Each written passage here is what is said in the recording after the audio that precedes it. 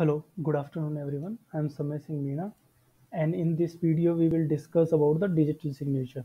Okay, so एक कहीं question देखा था मैंने कि प्रीवियस ईयर इंटरव्यू में पूछा है what is digital signature and how it is important in e tendering. तो ये बेसिक सी टर्म हो जाती है आजकल की डिजिटल सिग्नेचर सर्टिफिकेट क्या है, ठीक है। तो इस पे थोड़ा सा हम एक शॉर्ट वीडियो है, ज़्यादा बड़ा नहीं होगा, ये 6 मिनट का होगा, but before that please share and subscribe this video, क्योंकि ये इंटरव्यू के लिए नहीं, बाद में भी मैं इसमें कुछ कुछ ऐसा कंटेंट डालता रहूँगा जो आपको इम्पोर्टेंट लगेगा, ठीक है, और related to life and other things. तो ठीक है, ये शुरू करते हैं ये लेक्चर। तो डिजिटल सिग्नेचर होता क्या है और इसकी ज़रूरत क्यों हुई? अभी सारी चीज़ें जो है वो एक तरह से डिजिटलाइज हो चुकी है। हमारा जो सर्टिफिकेट्स भी बनते हैं वो ज़्यादातर डिजिटल सर्टिफिकेट हम बना सकते हैं डायरेक्ट, ठीक है।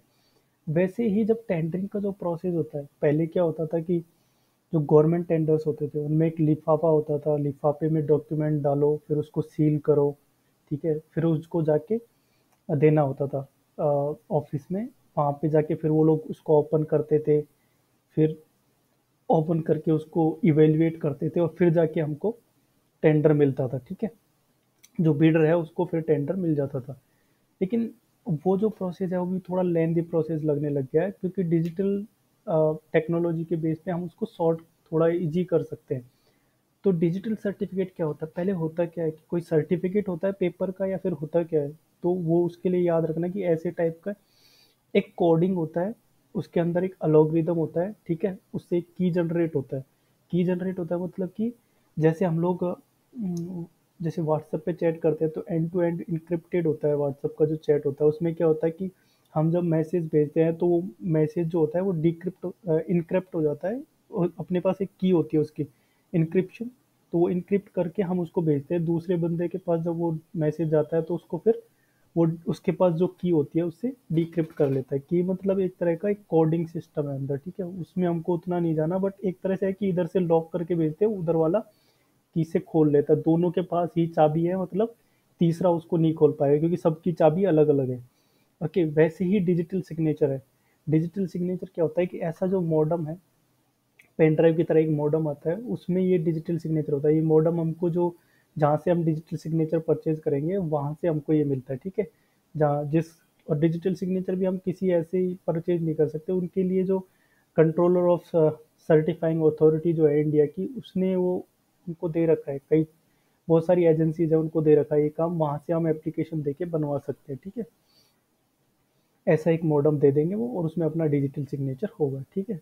अब इसका काम क्या है? इसका मेजर यूज है कि ये ऑथराइजेशन के लिए कि लगाओ और ऑथराइज कर दो कि ये इस आदमी ने सिग्नेचर किया, ठीक है। सिक्योरिटी, ये डॉक्यूमेंट को सिक्योरली शेयर कर देता है कि उस डॉक्यूमेंट का नंबर भी इसमें होता है। वो डॉक्यूमेंट जो है वो किसने साइन किया है और कौन से नंबर का डॉक्यूमेंट है, वो डॉक्यूमेंट की आइडेंटिटी और किस पर्सन ने साइन किया, दोनों की आइडेंटिटी वो बता देता है, ठीक है। डॉक्यूमेंट को वो एनक्रिप्ट कर देता है ये। तो इससे क्या होता है, कॉन्फिडेंशियलिटी भी मेंटेन रहती है।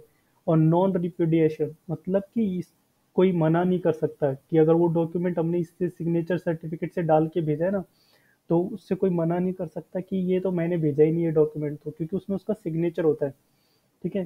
जैसे व्हाट्सएप पे भी सिग्नेचर होता है, किसी ने भेजा है तो उसके ऊपर ऊपर नाम आता है, वो एक तरह से उसका डिजिटल सिग्नेचर ही हो गया, लेकिन उसको हम एग्जैक्ट डिजिटल सिग्नेचर सर्टिफिकेट नहीं बोल सकते। अब इसका यूज कैसे करना है हमको, तो ये कौन कौन इशू करता है? ये टीसीएस भी इशू करता है, एनआईसी इशू करता है, और ये सारी जो है एमटीएनएल, ट्रस्ट लाइन, ई मुद्रा, ये सब लोग ये इशू कर सकते हैं, ठीक है।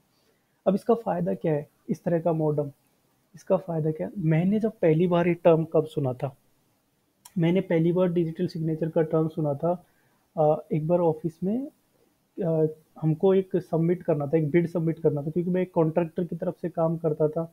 तो गवर्नमेंट ने एक टेंडर इशू किया था, वो टेंडर जो था गवर्नमेंट टेंडर, उसको ऑनलाइन ही सबमिट करना था, उसको ऐसे ऑफलाइन सबमिट नहीं करना था हमको, ठीक है।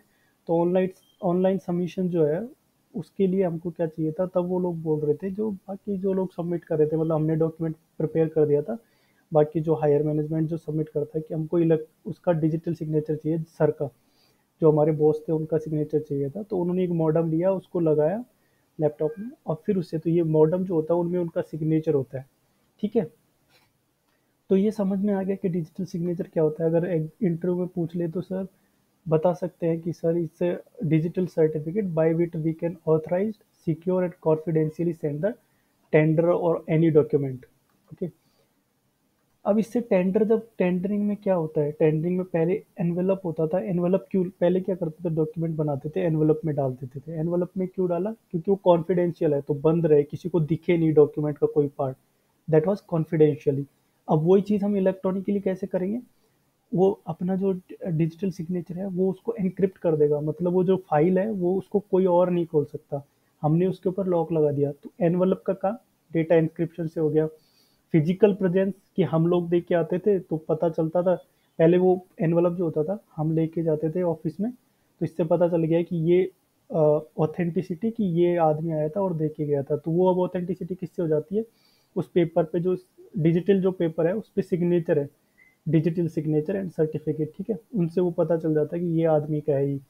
टेम्पर एविडेंट सील, फिर उस पर क्या होता था, हम देखते थे एक सील लगी रहती थी, जो भी एनवलप होता था उस पर एक सील लगाते थे, उसको चिपका देते थे।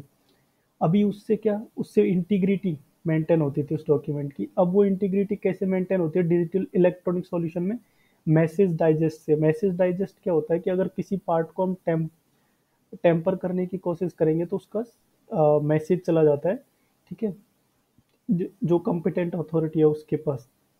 जैसे हम लोग करते हैं ना, कभी कभी हमारा अकाउंट जो है, कोई जीमेल को खोलने की कोशिश करेगा तो उसका मैसेज हमारे पास आता है कि आपका अकाउंट इस सिस्टम में खुल रहा है, is this you, and yes और नो पे क्लिक करते हैं, नो कर देंगे तो वहाँ पे नहीं खुलेगा। वैसा टाइप का ये मैसेज डाइजेस्ट सिस्टम होता है।